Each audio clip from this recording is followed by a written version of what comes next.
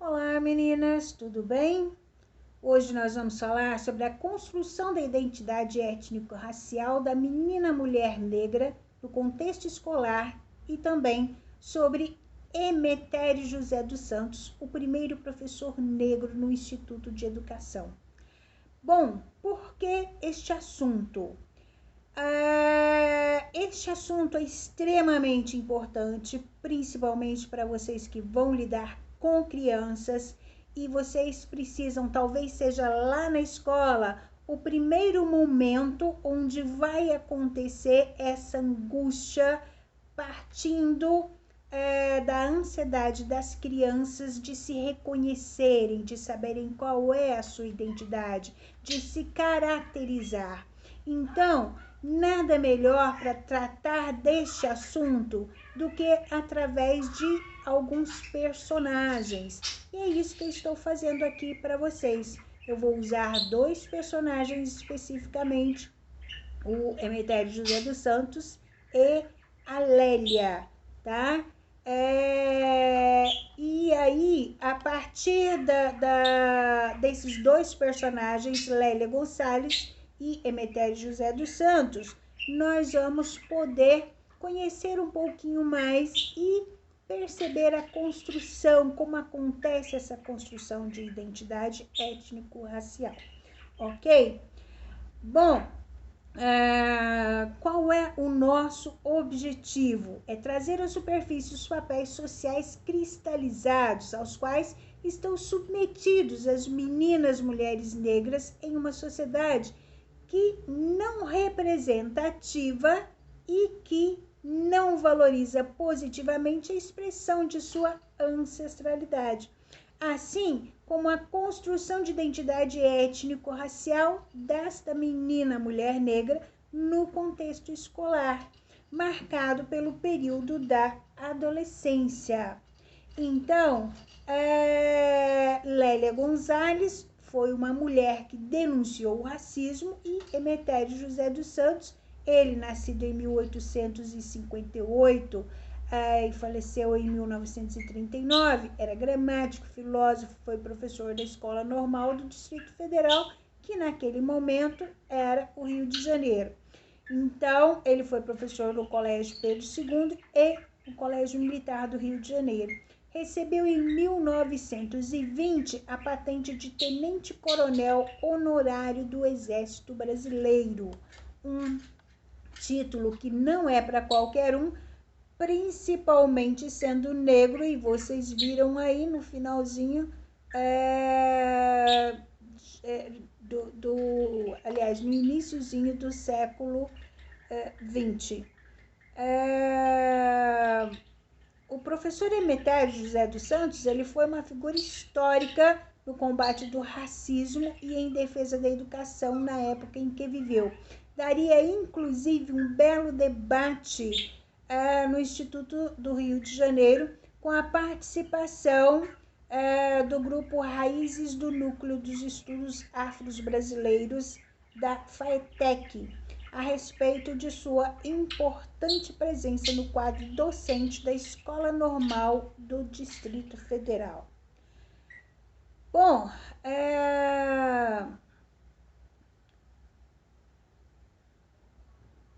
como professor dessa escola, e a referência ao nome dele consta na ata da Congregação de Professores em 1912, além dos programas de ensino nos anos de 1889, ainda século XIX, 1912, 13 e 1914. Então, no livro História do Instituto de Educação, 1954, do professor catedrático Alfredo Baltazar da Silveira, também consta a informação de que Emetério foi professor da casa. Sua passagem pelo Instituto é pouco trabalhada nas pesquisas, por isso é interessante que a gente divulgue as fontes históricas a respeito dele aqui no Instituto para estimular os pesquisadores. Isso também, essa importância também foi vista pelo professor Alfredo Baltazar quando fez a sua pesquisa, por isso ele deixa lá registrado em que página consta essa referência. O professor Aderaldo conta que, à época, Emetério era uma figura proeminente, se relacionava com pessoas da elite brasileira e aparecia nos jornais, e que justamente o professor Manuel Bonfim tinha ideias e iniciativas progressistas, como a criação de uma escola normal livre. Lembrando que o professor Manuel Bonfim é um dos grandes escritores sobre a história do Brasil, tem livros excelentes, maravilhosos, é extremamente reconhecido. O pensamento desse professor destoava da elite da época, eram pessoas que traziam a visão de que a educação tinha que chegar até a população pobre. Por isso, idealizaram essa escola normal livre. A própria ideia de que o curso normal à noite, na escola normal do Distrito Federal, já tinha esse propósito, tanto que aqui Emetério foi professor do noturno e quem vinha à noite estudar não eram os jovens da elite. Olha só como já era muito visto o racismo neste momento, né? Então, e isso vem permanecendo por longa data. A escola reconhecia o trabalho de Emetério, reconhecia o quanto ele era importante, deram-lhe a oportunidade de ser professor naquela instituição, mas lembrando que a vaga que sobrava para ele era a vaga do ensino noturno. Por que será? Não é? Então, os meninos ricos, os meninos que pertenciam à elite, eles frequentavam a escola diurna, enquanto que o professor Emetério poderia sim ser professor daquela instituição, não é? Mas ele era selecionado ali para a escola noturna. O professor e pesquisador Aderaldo Pereira dos Santos também destaca outros professores negros que passaram pelo Instituto do Rio de Janeiro. Entre eles, Corrégio de Castro, Atos Aramis de Matos e Lélia Gonçalves, que é quem nós vamos falar um pouquinho dessa figura. A Lélia foi uma das fundadoras do movimento negro unificado contra a discriminação e o racismo. Lélia é uma negra muito bonita, denunciou o racismo e o sexismo como formas de violência contra as mulheres negras. Ela foi nascida em Belo Horizonte no dia 1º de fevereiro de 1935. Lélia mudou-se para o Rio de Janeiro, onde se formou em História e Geografia. Fez mestrado em Comunicação e doutorado em Antropologia Política. Durante a carreira, Lélia foi professora em escolas de nível médio, faculdades e universidades, tendo iniciado o primeiro curso de cultura negra na Escola de Artes Visuais do Parque Lage. Em 1978, a ativista também foi uma das fundadoras do Movimento Negro Unificado contra a Discriminação e o Racismo. Atualmente, Movimento Negro Unificado, MNU, principal organização na luta do povo negro no Brasil, além de ter integrado a assessoria política do Instituto de Pesquisa das Culturas Negras. Ela também ajudou a fundar o grupo Nizinga. Nizinga é o coletivo de mulheres negras e integrou o conselho consultivo da diretoria do departamento feminino do Granes Quilombo. O artigo Mulher Negra era um retrato, aliás, este artigo eu estou deixando para vocês na nossa sala, tá? Para que vocês leiam na íntegra. Ele foi uma de suas primeiras obras publicadas na década de 1980. Publicou seu primeiro livro, Lugar de Negro, em parceria com o sociólogo Carlos Rasenbald. Publicou em 1987 o livro Festas Populares no Brasil. A ativista morreu em 10 de julho de 1994. Então, comportamentos socioculturais a que estão submetidos as meninas mulheres negras, bem como a relação e a construção da sua identidade étnico-racial, são temas trabalhados neste artigo. Moreno,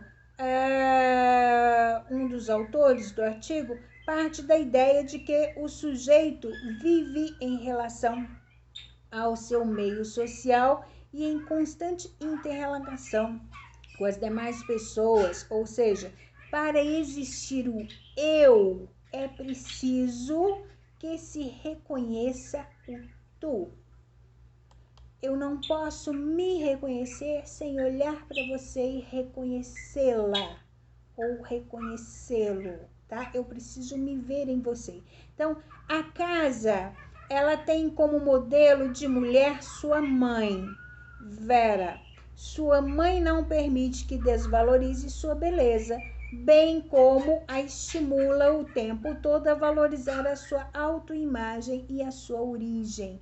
Então, veja bem, o livro mostra a vida dessa família, a infância, né, dessa mulher negra e a transição dela para a adolescência, mostrando a importância da valorização da família, tá?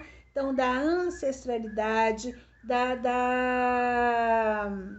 forma com que essa mãe mostra para essa menina, a faz se reconhecer enquanto menina negra, tá? Então, os conflitos vividos e de transição de uma fase da vida para outra, essa transição de criança para adolescente, que não é nada fácil, mas quando se tem alguém na sua família, ou a sua mãe, ou alguém, não é?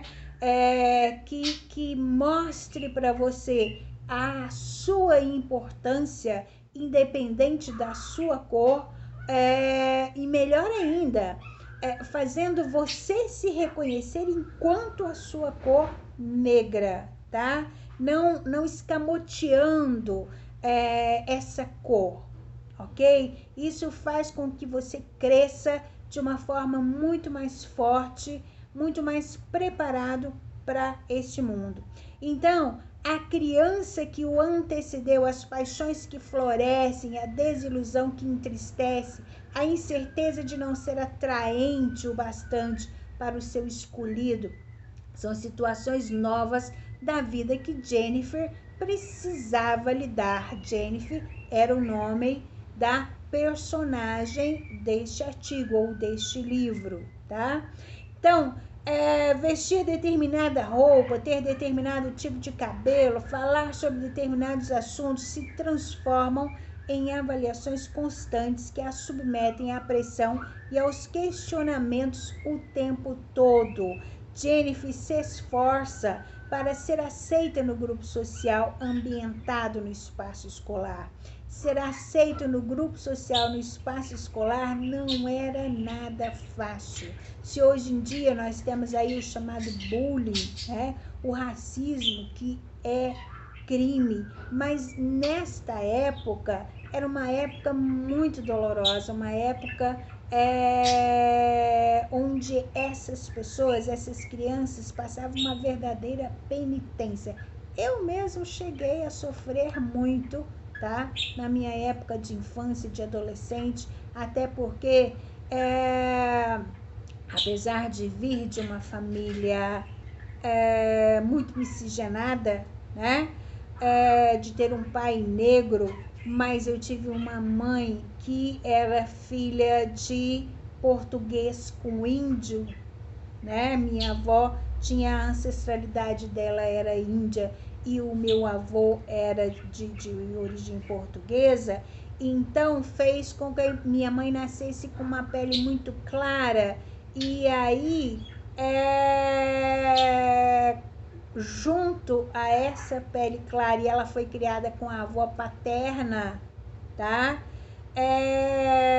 veio junto todo aquele desprezo pelo negro, todo o racismo que existia no tempo dela. Nasceu em 1923, né? Então, veja aí, iniciozinho do século XX, toda essa questão de racismo ela trouxe junto com ela. Apesar de todos os filhos terem nascido negro, ela não teve a menor sorte nisso, mas ela não conseguiu, porque fazia parte da cultura dela. Ela não conseguiu passar isso para nós filhos, essa certeza, tá? Então as incertezas geradas na nossa adolescência eram muito grandes. A gente se sentia desvalorizada em relação aos nossos amigos, assim como era Jennifer também, a autora, a personagem que nós estamos estudando. Então os meninos a consideravam feia em referência a seu rosto, em que estão estampados pelo nariz, pela boca, pelos cabelos, sua origem afrodescendente. No entanto, são atraídos pelo seu corpo e a chamavam de Raimunda. É interessantíssimo essa questão estampada, né? Então, eu, por exemplo, a minha cor um pouco mais clara, tá? Mas o meu nariz é um nariz de negro.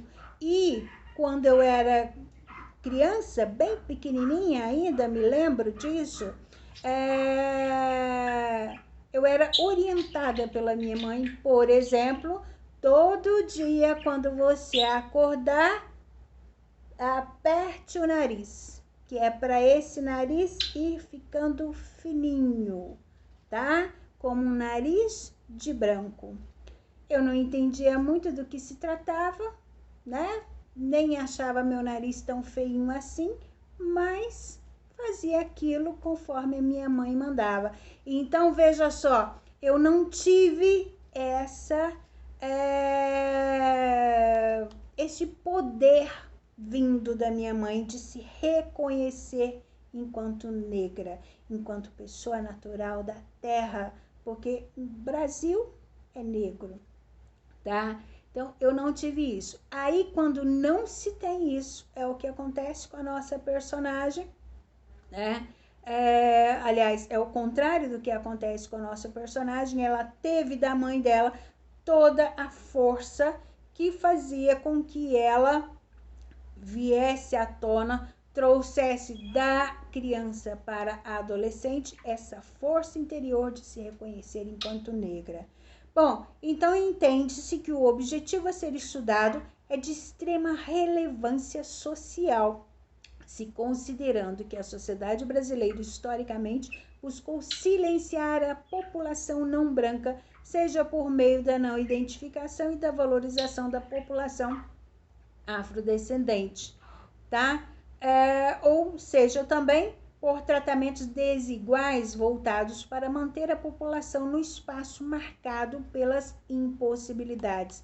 Então, tinham determinadas coisas que nós não éramos, não era possível que a gente fizesse, simplesmente a gente se colocava à margem, tá? Então, quando se coloca à margem, você é marginalizado.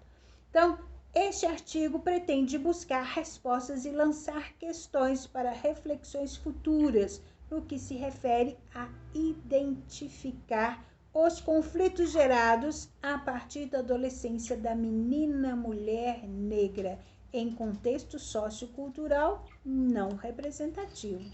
Então, analisar como a influência do contexto familiar contribui para que as meninas mulheres negras adquiram autoestima e autoimagem positiva, e ainda de que